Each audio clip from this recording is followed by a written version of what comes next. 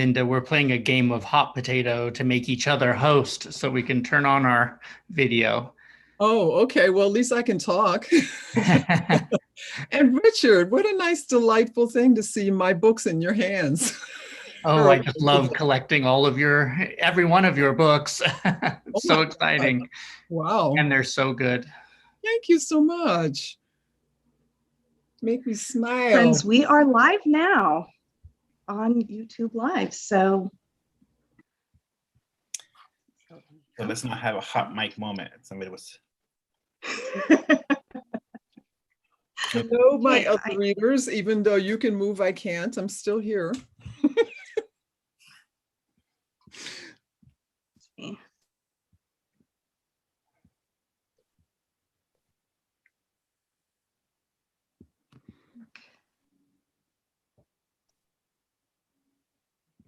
all right.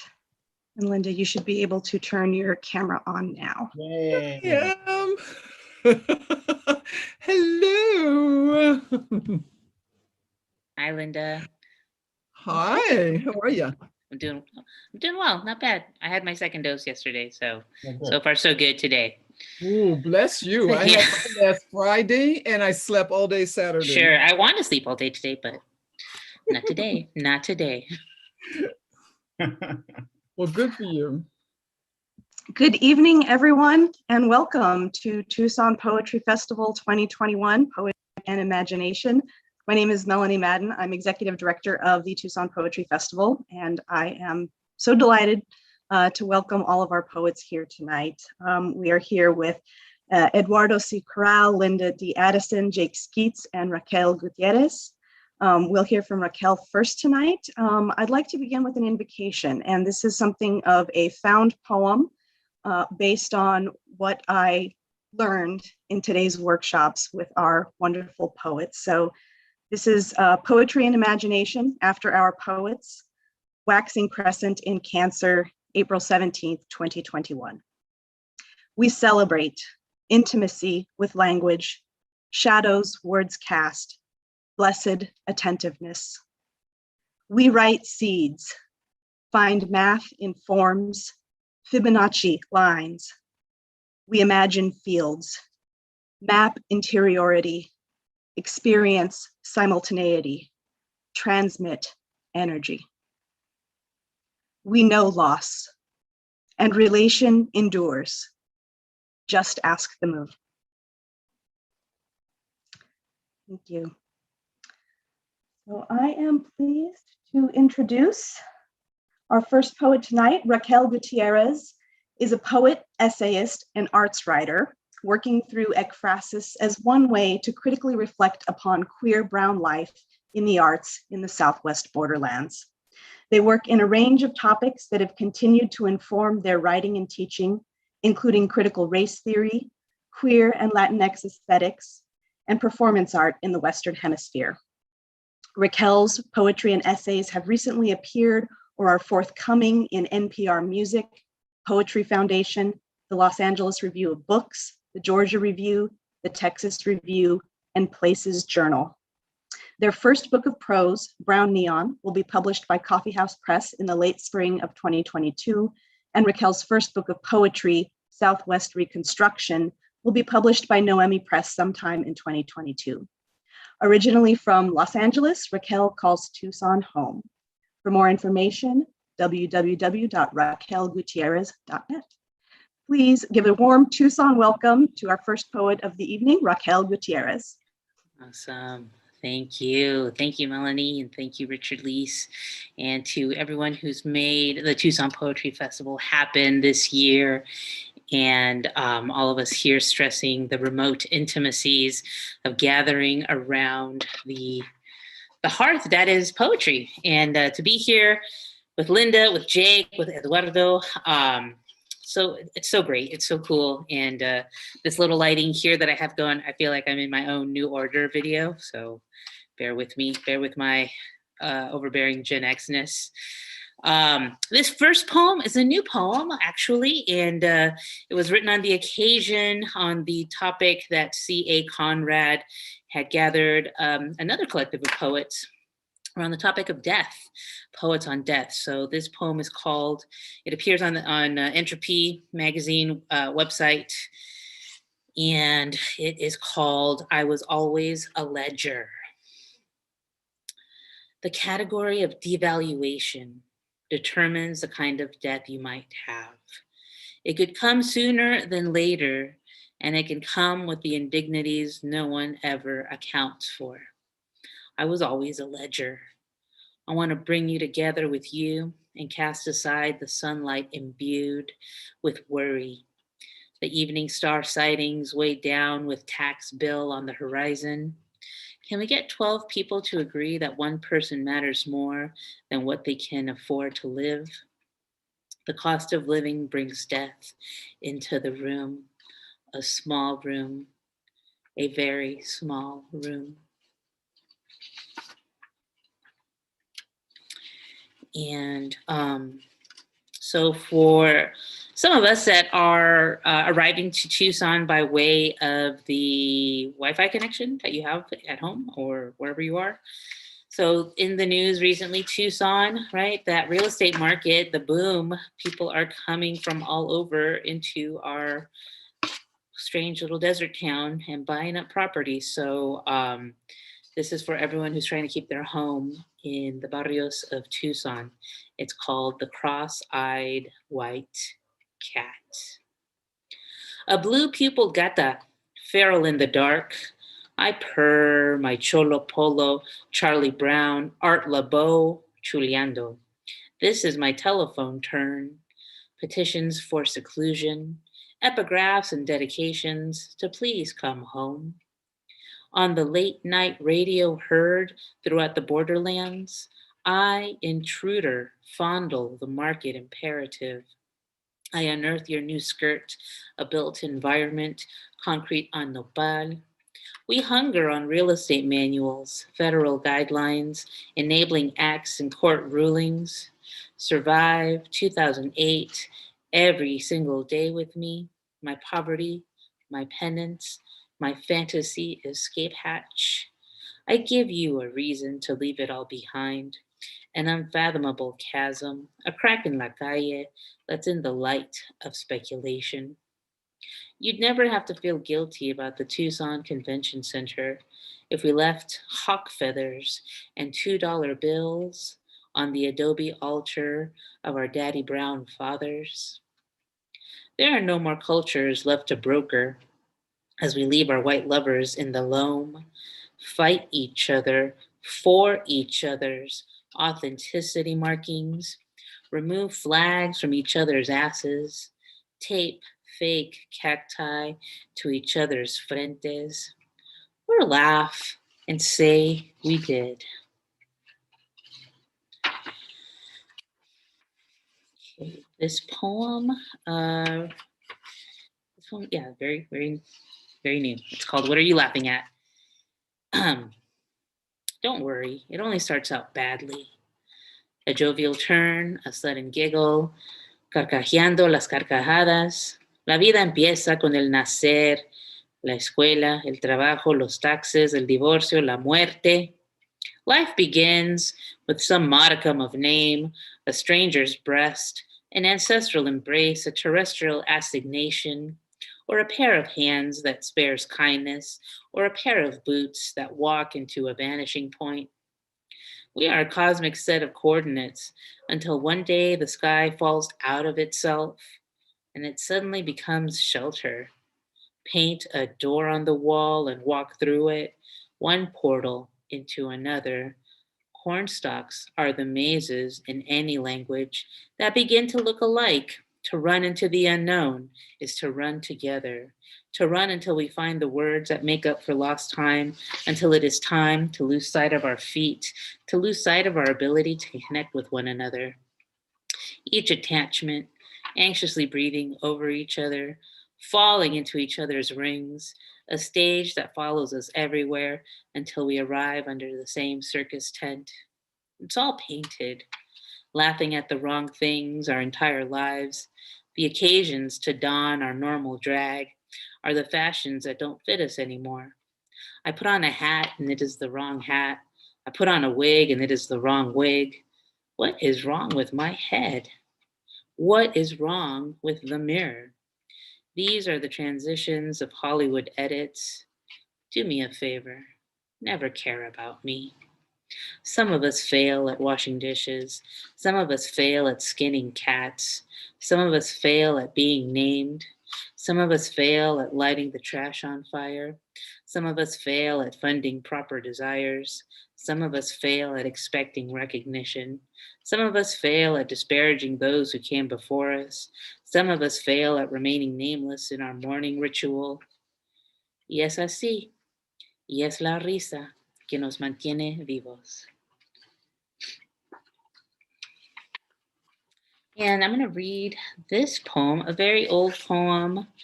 And it's a poem from an old chapbook I put together because I was going slowly losing my mind at a nonprofit job working in an arts organization in San Francisco. And this is a poem that I'm going to read on the occasion of my late father's birthday. It was on Tuesday. And so I'm going to read this poem. It's called Old Dad. And for any of us blessed with Aries fathers, right? Like lucky you, lucky me.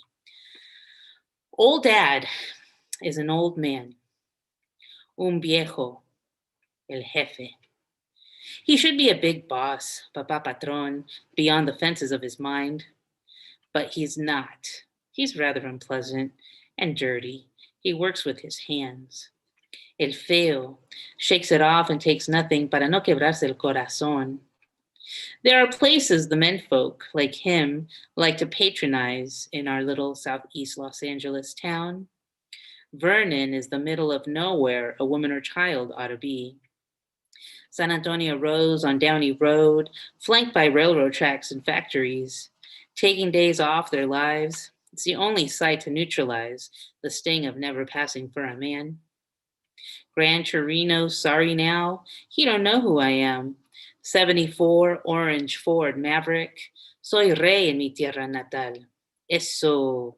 El Noa Noa, La Lica Club, Tarrascos, Cabana Inn, El Bicycle Club, y La Riviera también.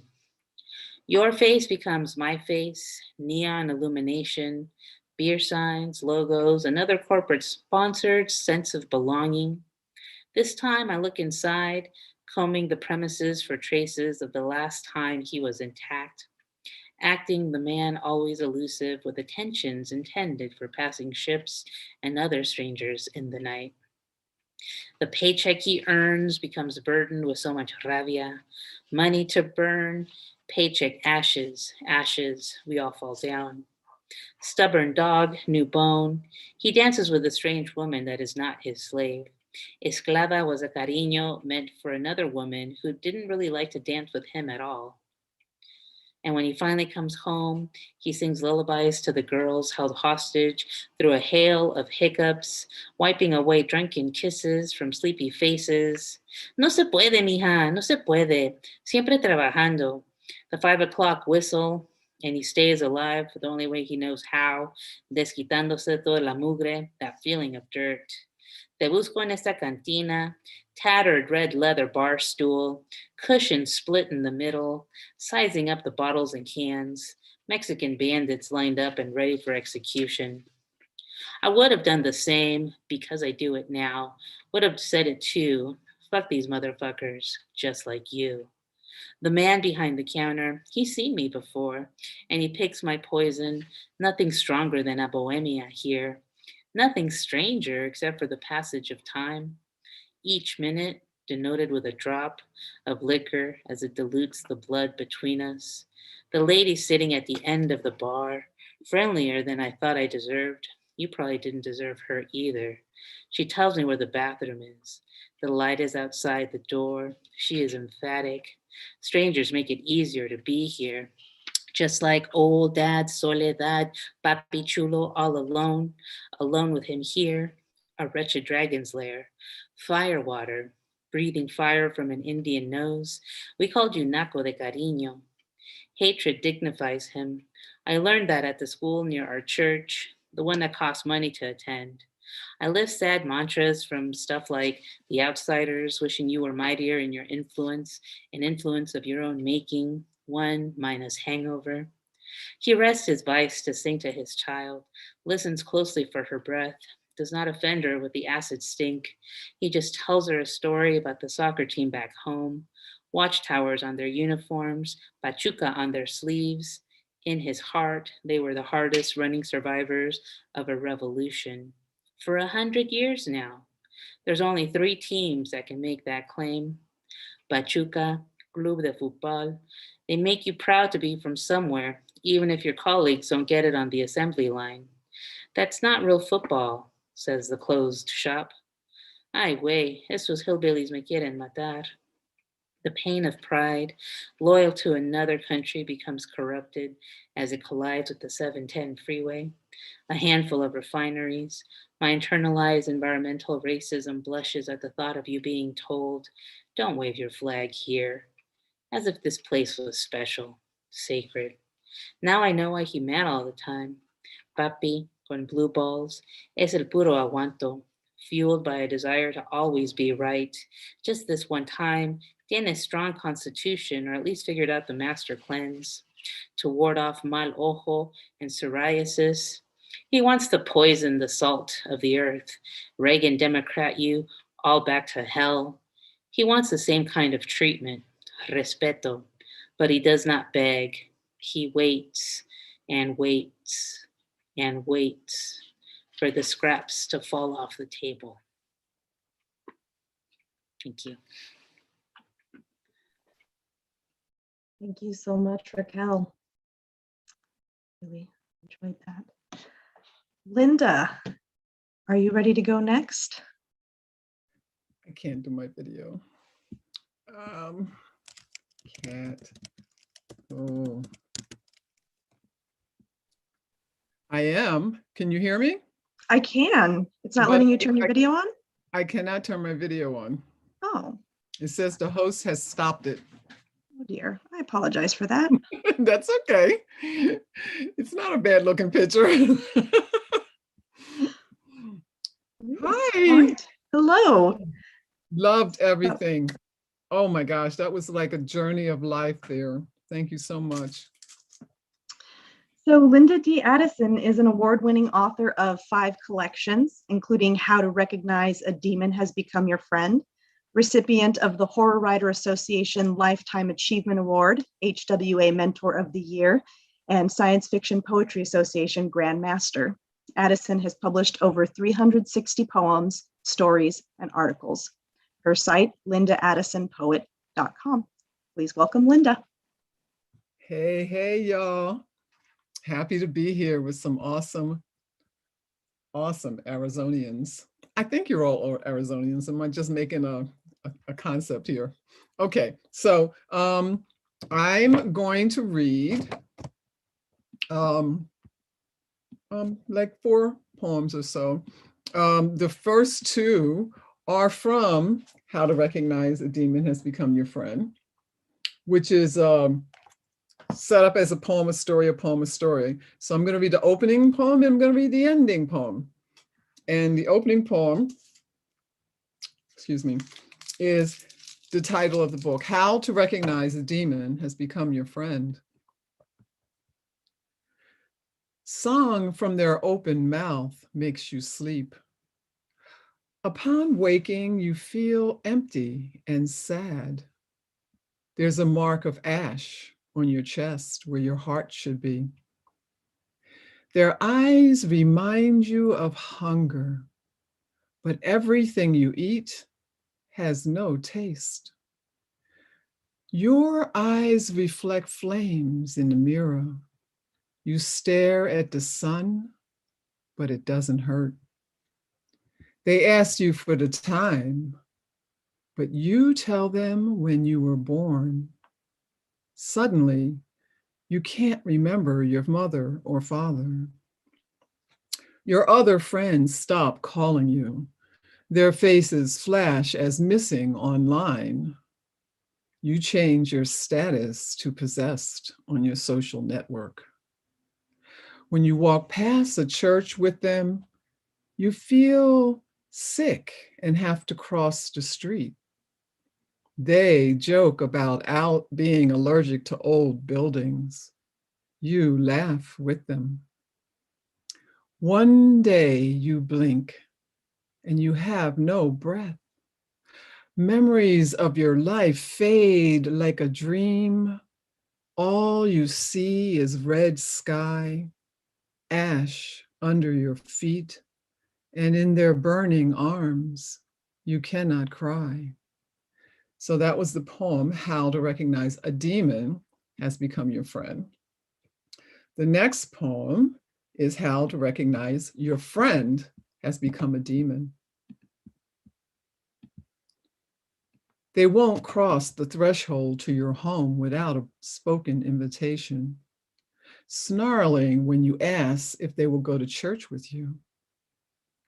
You find strange patterns drawn in chalk under your bed after they have visited. Your pets suddenly begin to disappear. They ask for your firstborn as a birthday gift, avoiding the mirrors in your house, saying they're having a bad hair day. You dream you ran away with them to the circus of lost souls. Upon waking, you see red circus tents on the horizon. They begin to smell like sulfur, giggling when you tell them someone has died in your family. They take you to the crossroads at midnight for a party. You offer your soul as a door prize. So that's how to recognize your friend has become a demon.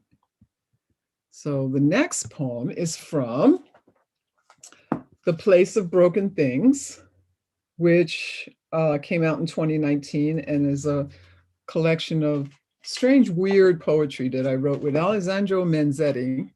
And he was in Italy and I was here. We wrote a third separately and a third together. And it was amazing. It was a wonderful, wonderful experience writing with him. So this poem is actually called The Place of Broken Things, and it's one that we wrote together. The title is part of the poem, The Place of Broken Things, constructed between echoing gasps of pain, of twisted metal in the moment before waking, the declining wisp of false dreams on the edges of ragged hope, a so early abandoned love. Constructed with the gray bricks of absence, of imaginary presence in the moment just before sleeping, the noise of bumper cars of thoughts on the edges of a blurry place vanished long ago. Constructed between ancient scents of shaving lotion, of sweet hairspray before they smashed their heads through the hungry windshield on the edges of a road forgotten by guardian angels. Broken promises to be home early while the child sleeps without fear. One last gift to buy, one last breath taken, orphaned by good intention, by chaos slipping fragments of that day into her soul, disfiguring childhood dreams. Broken on Saturday, like the neck of Blue-Eyed Jenny the doll, right after the scream of brakes in the moment before. To see that place sweating red secretions of the unpredictable, frozen forever there with deflated yellow flowers around a photo of dead smiles and so white teeth in front of a home, an unfound door full of Christmas ornaments, shining red like their last curve on the road. Frozen in the open wound of her heart each time she drives to work, past that hook in the road, the silence echoing imagined screams, crunched bone, brains discarded among wrapped gifts, that last gift, that place. So that's the poem called The Place of Broken Things. The next poem is a poem that was actually created with my writers group in New York City. Sometimes we would pick a theme. So the theme was Jar Boy, and everyone did something different, as you can imagine. So this is my version of Jar Boy poem, which was published originally in Essence magazine, and then republished, I believe, or the other way around, in Being Full of Light and Substantial. It's called The Cosmic Adventures of Jar Boy. And there's a lot of real science in this, by the way. I do that sometimes with my poetry, so. Born anonymously, he floated in his own miraculous birth waters. Large, unblinking eyes, lipless mouth, short flippers for arms and legs, curled in a glass container, making the circus rounds until sold to a scientist who wanted to dissect him, but stopped after a long glance into his large eyes and never remembered putting him in a shady corner of a sunny inventory room. There his mind drifted and reached into the dreams of others, to run and dance and love until he didn't care if he was dreaming or awake in others' minds. Night and day blinked through the room's one window. No one visited the dusty space he shared with obsolete computers and broken chairs. He reached farther and farther on an endless lake of wishes until he found a dancer who wanted to be a pilot who wanted to be president, a president who wanted to be an astronaut who wanted to live forever. Carried beyond Earth's gravity, he marveled at the luminous disk that held his jar. Skipping one more, he touched something vast and alien and brilliantly hungry.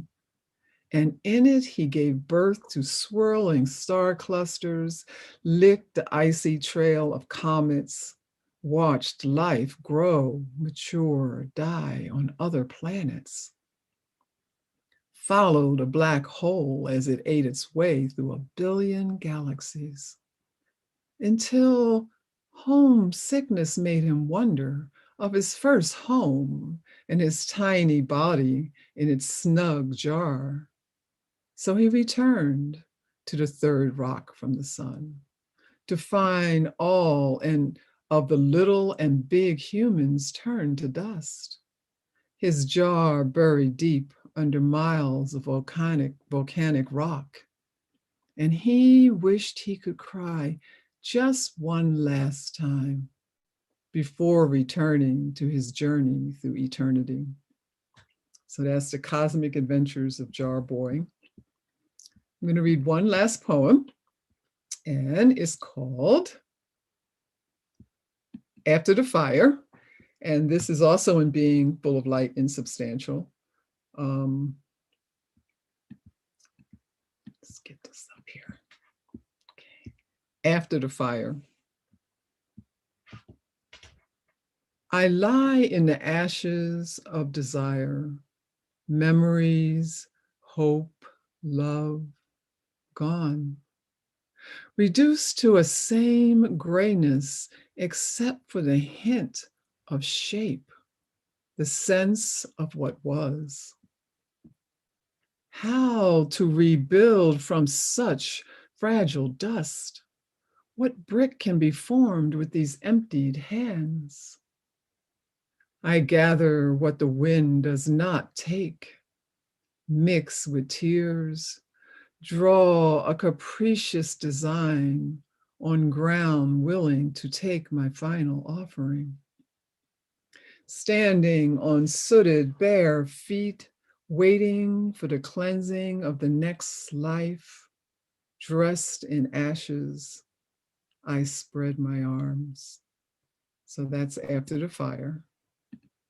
Thank you, thank you. Thank you so much, Linda. If you can make me the host, I will turn my video back on.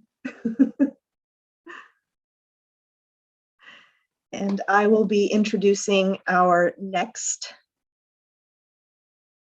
reader, Eduardo C. Corral. Eduardo C. Corral is the author of Guillotine, published by Grey Wolf Press, and Slow Lightning, which won the 2011 Yale Series of Younger Poets competition. He's the recipient of a Whiting Writers Award, a National Endowment for the Arts Fellowship, and a Hodder Fellowship from Princeton University. He teaches in the MFA program at North Carolina State University. Please welcome Eduardo. Thank you, Melanie. Let me see if I could turn on my video now.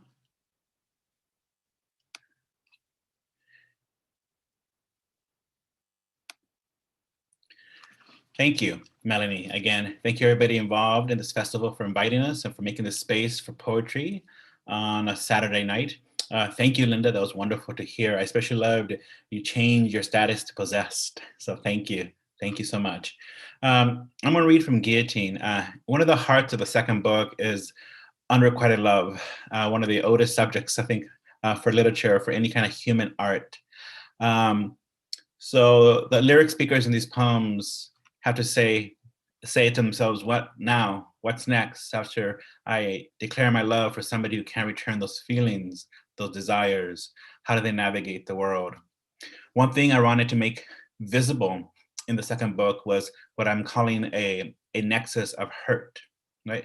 But the hurt is, yes, intimate and private, but that intimacy, that private hurt is also crisscross and fed by, rippling with public hurts, right? History, cultural, linguistic. So in this poem, which is titled Autobiography of My Hungers, there's an unrequited love at the heart of it, but also talk about coming of age at the height of the AIDS epidemic and body weight issues, body image issues. Autobiography of My Hungers. His beard, an avalanche of honey, an avalanche of thorns. In a bar too close to the Pacific, he said, I don't love you, not because I couldn't be attracted to you. Liar. Even my soul is pot-bellied. Thinness in my mind equals the gay men on the nightly news, kissed by death and public scorn. The anchorman declaring weight loss is one of the first symptoms. The Portuguese have a word for imaginary, never to be experienced love. Whoop-de-doo. I don't love you, he said. The words flung him back. In his eyes, I saw it. To another bar where a woman sidestepped his desire. Another hunger, our friendship. In 10th grade, weeks after my first kiss, my mother said, you're looking thinner. That evening, I smuggled a cake into my room. I ate it with my hands, licked buttercream off my thumbs until I puked. Desire with no future, bitter longing. I starve myself by yearning for intimacy that doesn't and won't exist. Holding hands on a ferry, tracing with the tip of my tongue a jawline. In a bar too close to the Pacific, he said, I don't love you, but not because I couldn't be attracted to you. His beard, an avalanche of thorns, an avalanche of honey. This next poem is the title poem, Guillotine.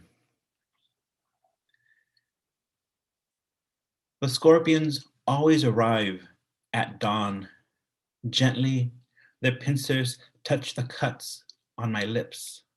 I clutch the edges of the mattress, stare at the mirrored ceiling. My mouth opens, but no sound staggers out. The scorpions, dark green, dank, reach in, pull out the razor blade under my tongue. Two scorpions, a razor blade, slowly, in unison, without letting go of the metal, they move, a little guillotine making its way down my body. I remember dragging my thumb through his beard, coppery and difficult. The scorpions pause, tilt the blade, a threat, a reminder. It's my task to stop yearning for as long as it takes them to carry a blade across my skin. My thoughts swerve from monsoon storms to accordions to pecan groves. The little guillotine starts moving again. I begin to sense the enormity of my body. The blade high in the air for now. I was born in Casa Grande, which is 2 hours from the border and equidistant from Phoenix and Tucson. And if you drive from Casa Grande to Tucson to Nogales, before you hit Tucson, you hit these pecan groves. I remember always being fascinated by, there's these pecan groves in southern Arizona. Like, how did that happen, right? This poem is titled Sentence. I crawl back. He unpacks his tools, oils the wooden handles, rinses the metal. Fragrant his thighs, fragrant his sneer. Coy and eternity inked on his skin, an ecstatic blue, a bewildered green. Some wounds are ovals, some wounds are opals. The ears of a white wolf pivot toward the moon. I flee now and then, alone in the desert for months. A nomad in a kimono oppressed to gather dust. Beautiful his throat, his words even more beautiful. It's my turn to ask for a bit more from you. He likes it when I bleed. Strangers once. Gently, he hammers gold into a sentence. Gently, the sentence enters me.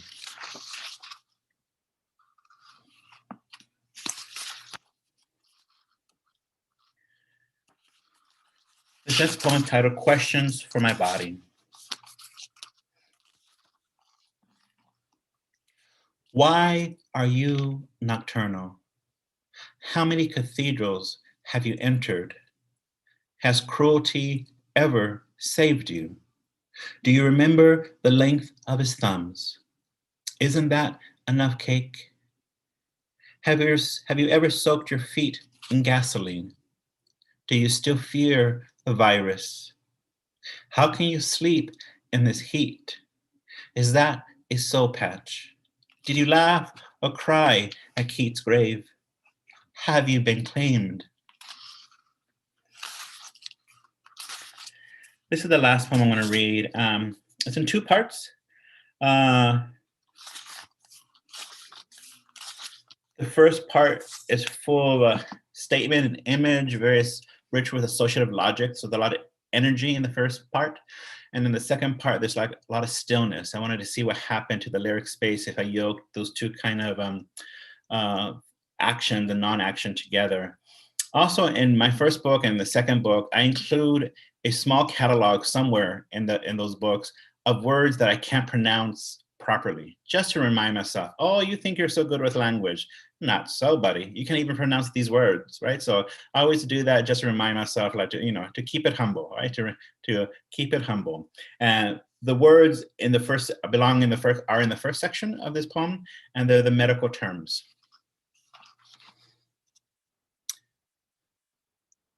Around every circle, another can be drawn.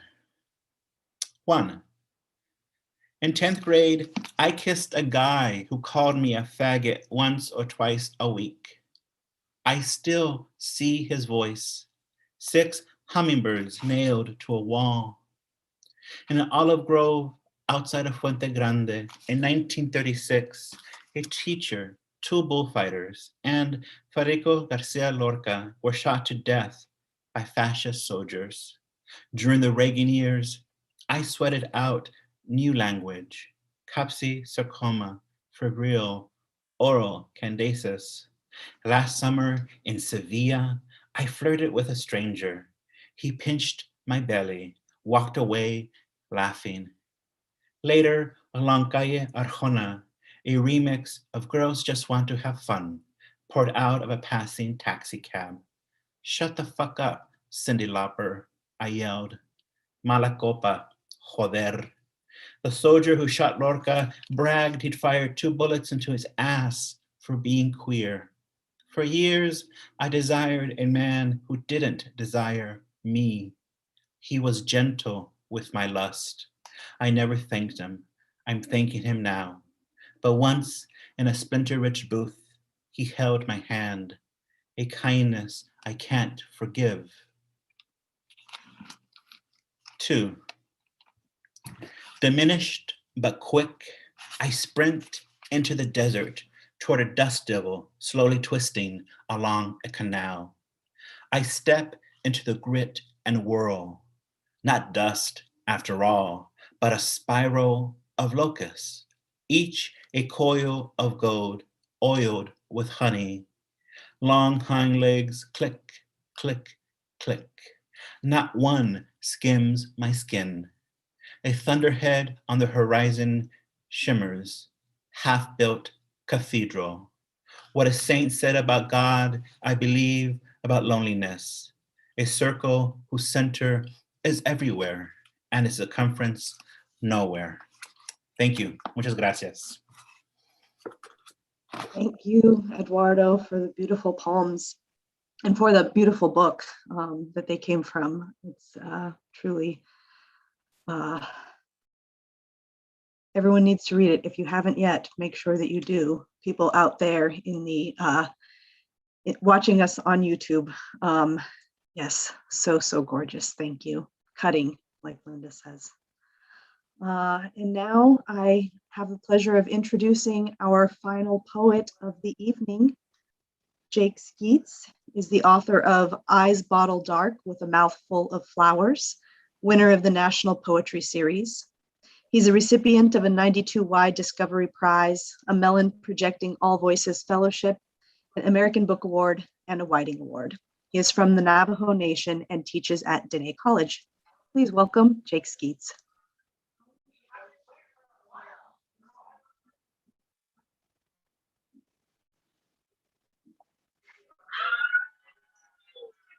Hi, everybody. Yat a Jake Seats in the She, Senajin in the Schlin, Toban Bashastin, Skachni Dash Chedo, Torigoj and Dash Noah. It's nice to be with you all. Eduardo, such a beautiful reading. It's truly an honor to follow you. Slow Lightning and Guillotine have, reached me so much. Thank you so much for that reading. And Raquel and Linda, it's an honor to share this space with you all. Thank you so much for the reading. I'm a little nervous. I've never closed a show before. So I'll just get started. I'm going to read a few new works, actually, and then I'll transition into the book. So this first one is called Anthropocene, a Dictionary, and I wrote it when I was browsing through a Navajo English dictionary.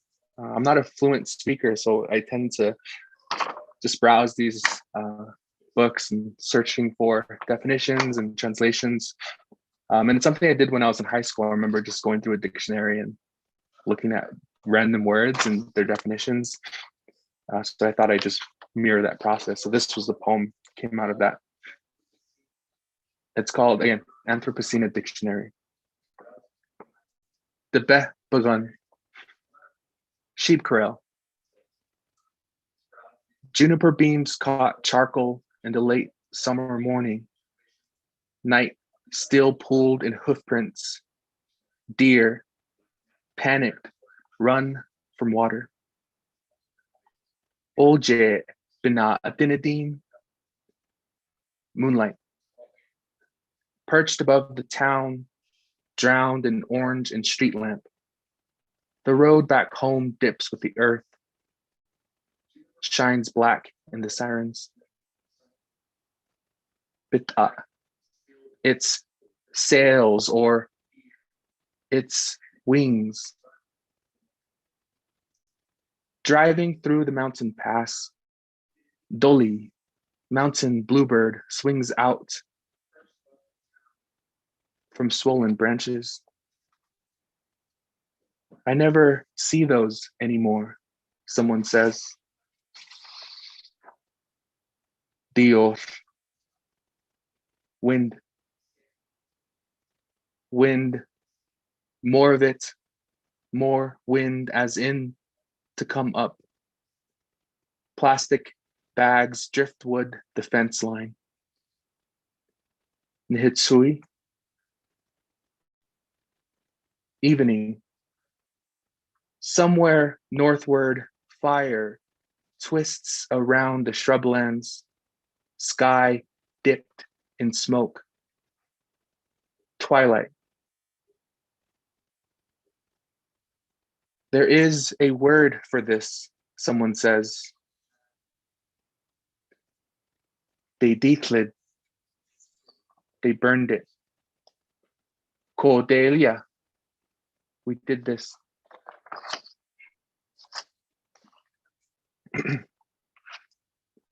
So I'm going to be switching back and forth between the book and this new work. This poem is called After Party.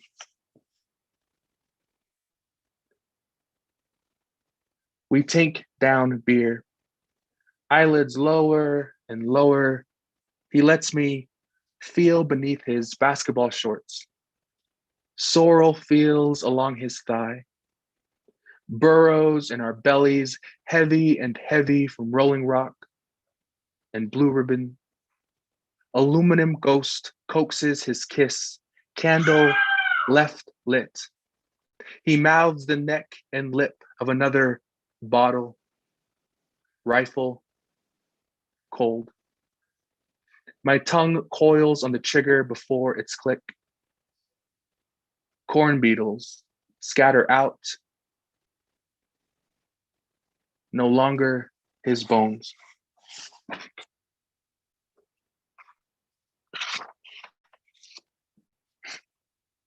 And this poem is called Let There Be Coal. And it's so cool to have us all be from Arizona. Well, I'm not from Arizona, I'm from Mexico, but I currently live in Arizona. And in Arizona, there's a town called Window Rock, Arizona, which is the capital of the Navajo Nation. And I spent some of my teenage years there, and it's where my parents currently live. And so this poem takes place around that area. Let there be coal. 1. A father hands a sledgehammer to 2 boys outside Window Rock. The older goes first, rams a rail spike into the core. It sparks. No light comes, just dust cloud, glitter black. The boys load the coal. Inside them, a generator station opens its eye. A father sips coal slurry from a styrofoam cup, careful not to burn. 2. Train tracks and mines split gallop in 2. Men spit coal, tracks rise like a spine when Drunktown kneels to the east. 3. Spider Woman cries her stories coiled in warp and wool, the rug now hung in a San Francisco or Swedish hotel. We bring in the coal that dyes our hands black, not like ash, but like the thing that makes a black sheep black. 4. This is a retelling of the creation story, where Navajo people journeyed 4 worlds and God declared, "Let there be coal." Some Navajo people say there are actually 5 worlds. Some say 6. A boy busting up coal in Wind Rock asks his dad, "When do we leave for the next one?" His dad sits his coffee down to hit the boy. Coal doesn't bust itself.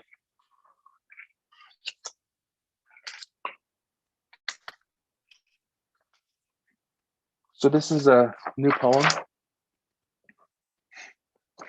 It's called A Man Called After Dark. 1. He crosses night. A field of wild antenna, fireweed, and shadscale. Calling me through television static. His name is After Dark. He calls to me with the sounds of wet alligator juniper, tells me my name with the beak break of a crow cocking its head to the south. The dirt beneath has teeth, long lead plant and salt bush, circuits of root and stem gnarled from the mouth. 2. The man has mercury in his name. His head sky thick, not yet cloud nor rain. His skull is a shelf for white candles, an unlocked gun box, a half full fifth of dark matter, a late evening gnat song, sweet as dark soil and wolftail. His frame, mountaintops, the meadow sleepgrass, as he carries into his pits the smoke of belt burn and nectarines and me. I will learn to love him. So erosive, it eats through the canyon like pink water. 3. The field stands taller when he turns key to engine and tells me he dances too many sorrows out the open windows of train cars in the temple.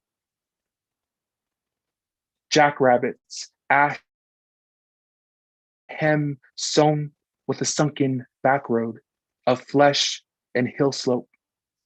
He drives off, dusts the horizon as if chancel, as if sunrise, as if all of it, all its beauty. So I just got 2 more poems for you.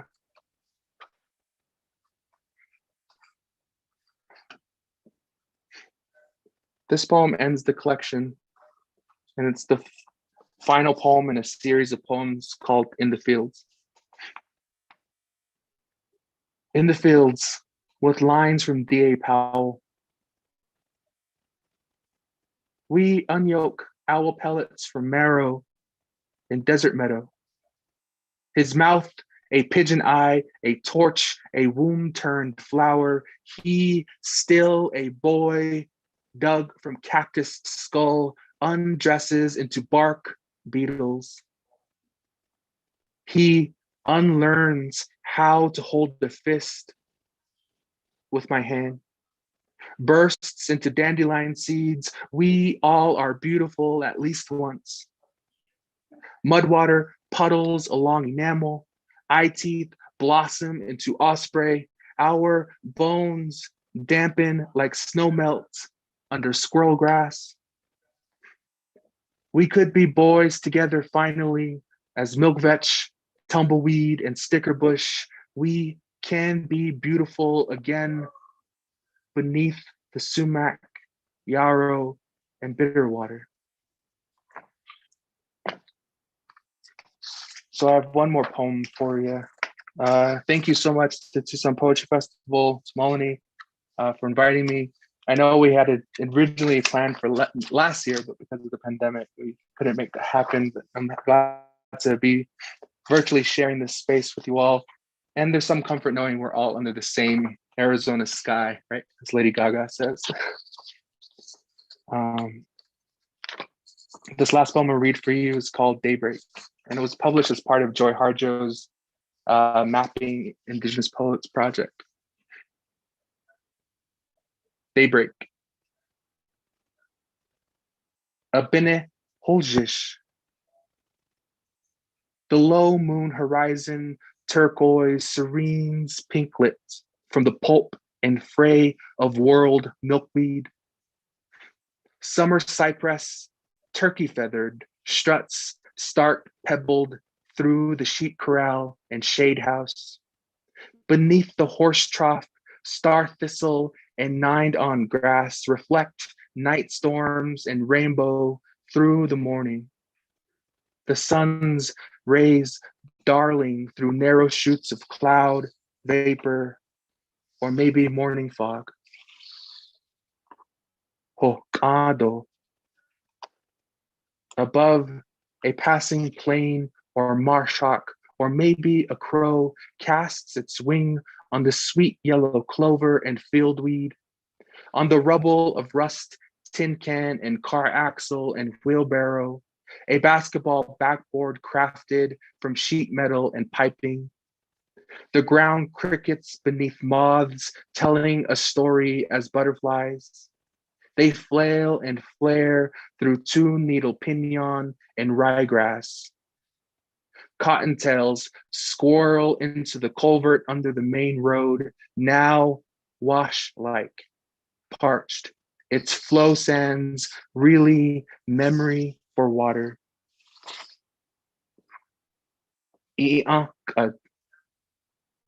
Salsify and velvet wheat. Salsify and velvet weed overtop a broken fence.